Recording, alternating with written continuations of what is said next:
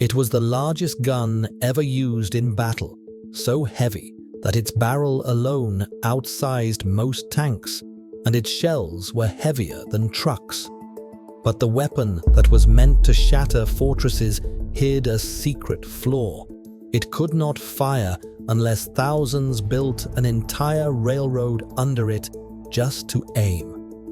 What drove Germany to build a cannon so huge it nearly crushed its own army?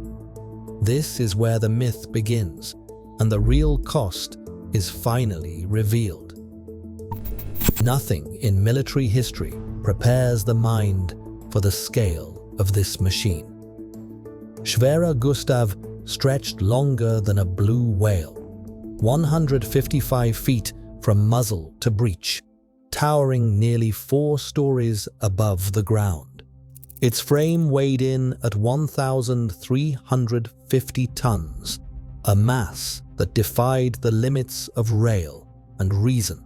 But it was the barrel that truly set it apart. 80 centimeters wide, over 100 feet long, forged to launch shells heavier than most cars. Each high-explosive round tipped the scales at 4.8 tons.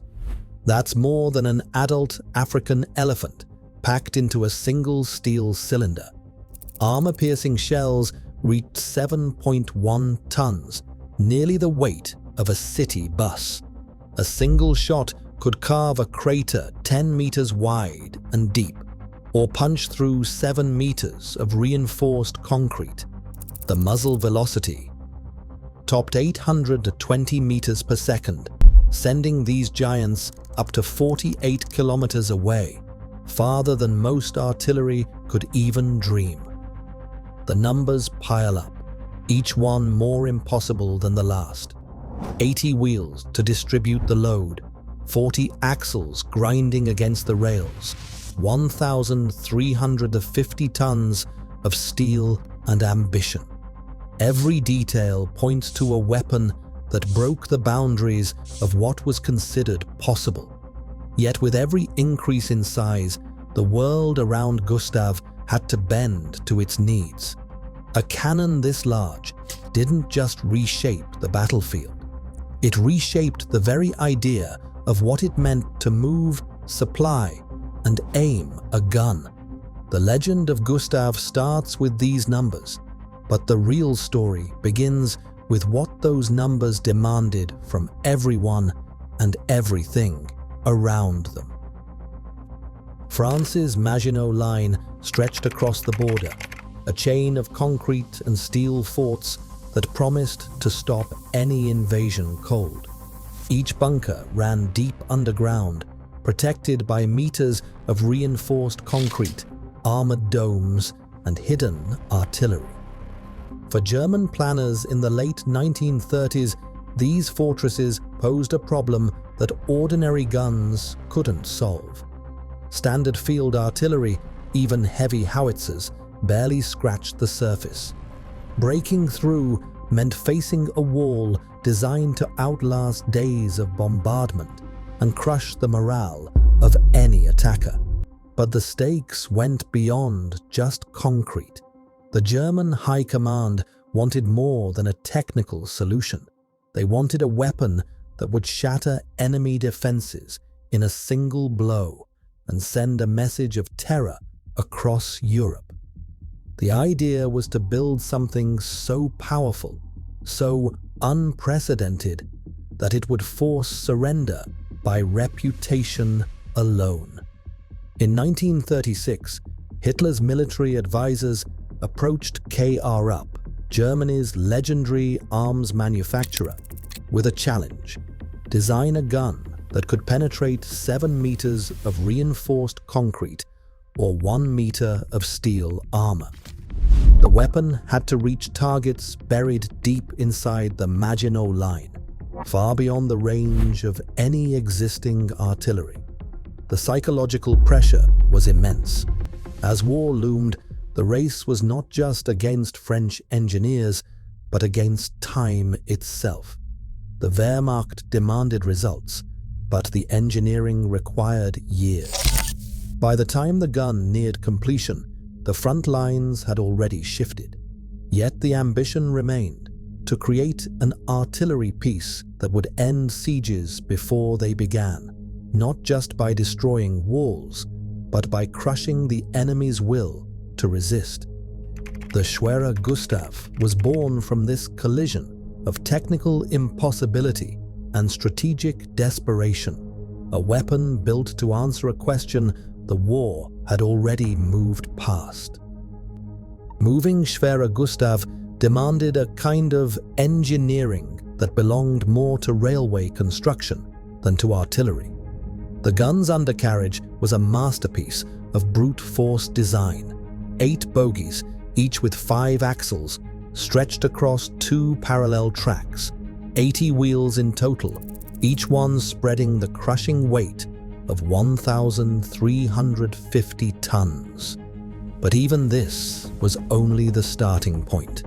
The real puzzle was how to aim a weapon that couldn't turn. Instead of a turret, Gustav relied on the ground beneath it. Survey teams worked ahead of the gun, plotting out a precise arc of curved railway up to 15 degrees off the main line, so the entire machine could be shifted left or right, inch by inch, for each new target. Laying this track was a campaign of its own. Crews needed 5 weeks and up to 4,000 men just to prepare the firing site at Sevastopol. Rails had to be reinforced and braced, not only to carry the gun's mass, but to absorb the shock of recoil that could twist and buckle ordinary steel. The curvature itself wasn't just a gentle bend. It was a calculated sweep, measured to the meter, so that every degree of movement aligned the barrel with a new bunker or magazine hidden miles away. Locomotives nudged the gun along this arc, sometimes moving it only a few feet to adjust aim. Each adjustment triggered a fresh round of measurements, checks and shunting, a slow-motion ballet of metal and manpower. The result was a siege weapon that didn't just roll up and fire. It arrived as a skeleton of steel and mathematics, demanding the landscape itself be reshaped for every shot. In the world of Gustav, aiming was not a matter of turning a wheel. It was a feat of construction, as elaborate as the gun itself. A weapon the size of Schwerer Gustav did not travel alone. Moving it across Europe meant orchestrating a supply chain that rivaled small armies. Specialized diesel-electric locomotives hauled the gun and its support trains, each engine straining to pull hundreds of tons along rails reinforced for the task. Ammunition followed in its own procession, flat cars loaded with 7.1-ton armor-piercing shells and 4.8-ton high-explosive rounds, each one needing cranes just to lift it from the carriage. Propellant charges, spare parts, and even living quarters for the crews filled out the rest of the rolling city. The gun's appetite was relentless. Every shot demanded a new shell, fresh propellant, and hours of labor from ammunition handlers and loading teams. The supply trains had to keep pace, delivering ordnance and fuel to a firing site that might shift by the day or stall for weeks.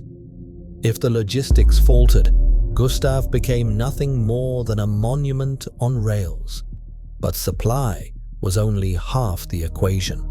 The gun's sheer size made it a magnet for enemy bombers. 2 full flak battalions ringed the site with anti-aircraft guns, their barrels scanning the sky for Soviet reconnaissance and attack planes. These crews lived on constant alert, knowing a single air raid could cripple the gun or ignite its ammunition trains. The security perimeter extended beyond the flak. Infantry patrols guarded the rails, Engineers repaired bomb damage, and communication teams relayed warnings from spotters miles away. Every day at the firing site was a contest between the machine's needs and the world's ability to supply and protect it. The gun's power was inseparable from the army of men and machines that kept it alive. In the spring of 1942, the railway gun finally reached its battlefield. At Sevastopol, Gustav was unleashed against Soviet fortresses that had resisted months of conventional bombardment.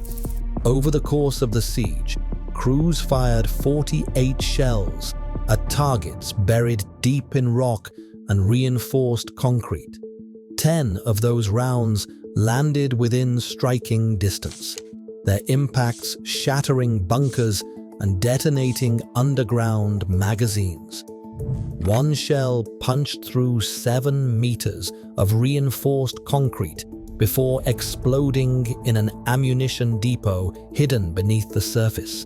The shockwaves from each hit rippled across the city, leaving craters as wide as a house and sending columns of smoke into the sky. For a brief moment, the gun delivered exactly what its designers had promised: destruction beyond the reach of any other weapon. Every shot was a demonstration of engineering power, echoing across the battlefield and into military history. Every shot from Schwerer Gustav was a feat of endurance, not just for the gun, but for the men who served it. Loading a single shell, a steel giant weighing up to 7 tons, demanded cranes, precision, and 100 hands working in sequence. The ritual stretched on for up to 45 minutes before the breach could be sealed and the next thunderous blast unleashed. But each firing brought a hidden cost. The intense pressure and heat inside the barrel stripped away the rifling, eroding the steel with every round. Maintenance crews watched the clock as much as the enemy, knowing that the gun's lifespan was measured not in years, but in shots. The power was undeniable, but the price was relentless. Time lost, barrels worn thin, and a weapon that could never keep pace with the shifting war around it. Today, military power is measured not just in firepower, but in speed and adaptability. Schwerer Gustav stands as proof. Size alone can become a liability in a world that moves faster than any gun can follow. Ambition builds giants. Reality decides if they matter.